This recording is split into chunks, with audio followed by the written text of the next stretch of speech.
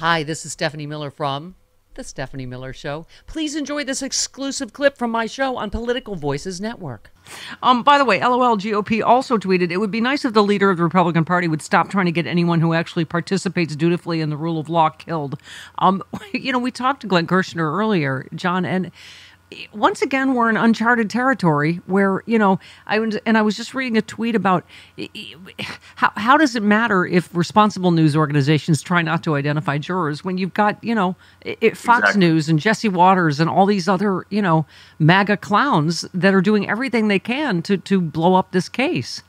Yeah, they really are. And by the way, I feel for the judge because Donald Trump wants to be fined for contempt. He wants the judge to try to lock him up. He wants to do anything he can do to disrupt this thing. The toddler wants to go home. So the toddler's going to try to ruin the trip for everyone.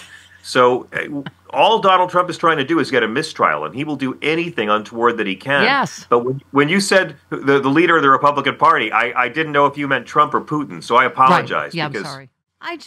That list was so long, I fell asleep in court, okay? Fell asleep right here, listening to you rattle off all that crap I really do stay and stand for. Fell asleep. But you end this tweet how you always do. Our right-wing friends have been groomed to worship Jesus as a god, but to reject and vote against his inconvenient actual teachings. And that's kind of what Kinzinger and Riggleman were just joking about. But it's, I loved, we were talking about Stormy Daniels. Someone, tweeted, oh, she'd sell anything for money. And she said, not true, I wouldn't sell Bibles.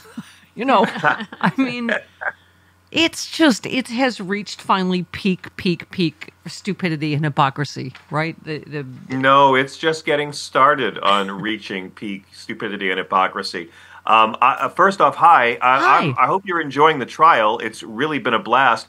Please stop viewing this as the first ever criminal trial for an ex-president, and let's view it as the first criminal trial for an ex-president this year. Okay, let's just please keep hope alive. I think it's great. We're going to get a whole civics lesson out of this. I think we're going to wind up being really grateful to the karma gods that what was deemed the most mild, the slightest of all of his criminal cases is the one that came first. I can't wait for Stormy Daniels to testify, and I think it's great that Trump's falling asleep on the stand every day. I honestly.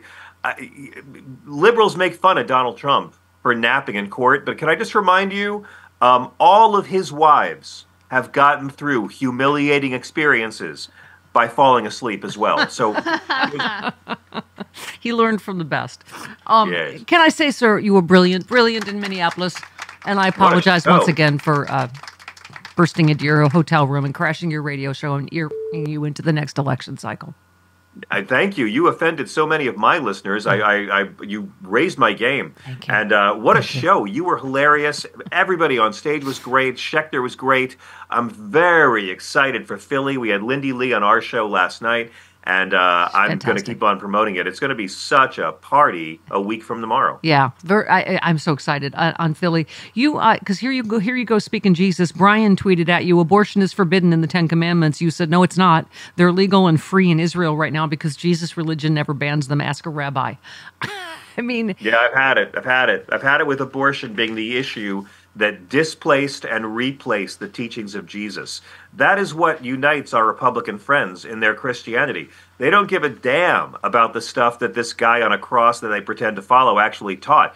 He commands them to welcome the stranger. Individuals and nations have to care for the poor and care for the sick. Jesus is the one who says, pay your taxes, stop executing people. He who lives by the sword dies by the sword. They don't like any of this. They want a Jesus they can pretend hates transgender children and hates migrants and really cares about criminalizing abortion.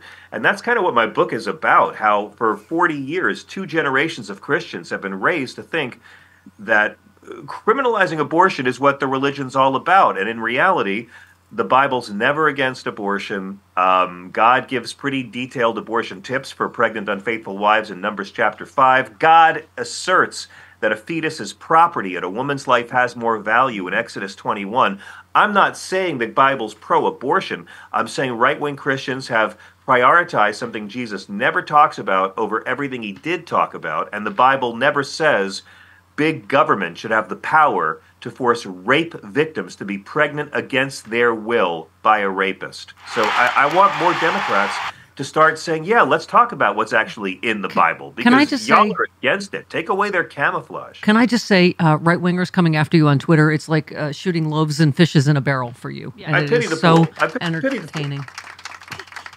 I feel like everyone's ripping off your act now, but Call to Activism tweeted, how can any Christian buy a $60 book that says adultery is a sin from a guy who's being tried in court for paying someone to hide his adultery? Make it make sense. It's beautiful. It's beautiful. I mean, by the way, the Kennedys, the whole family, very Catholic, speaking of God, came out and endorsed Biden yesterday. LOL GOP said the Kennedys would be America's The Crown, and them having to explain that their second most famous relative is a sick freak is something that will be extremely relatable to most American families. Good plot point. Oh. I mean, look, it's heartbreaking. I mean, Robert Kennedy Jr. is running for swing state spoiler and nothing else. Tim Mellon is the number one donor to Donald Trump's PAC and the number one donor to RFK Jr.'s PAC. And it's not because he admires both of their ideology. This entire campaign is being used to get a racist game show host clown back in the White House. Yeah. He's not even going to win the Hyannisport primary. And can I just say, I generally never like to make cracks at artists or actors, but imagine marrying into the Kennedys and then having the entire family hate you because you helped get the anti-Kennedy reelected president. Oh, dear. Not naming any names, just saying. Oh, boy. Okay. They're curbing their enthusiasm for her. Let's curb your enthusiasm for What? your future and the business, is all I'm saying.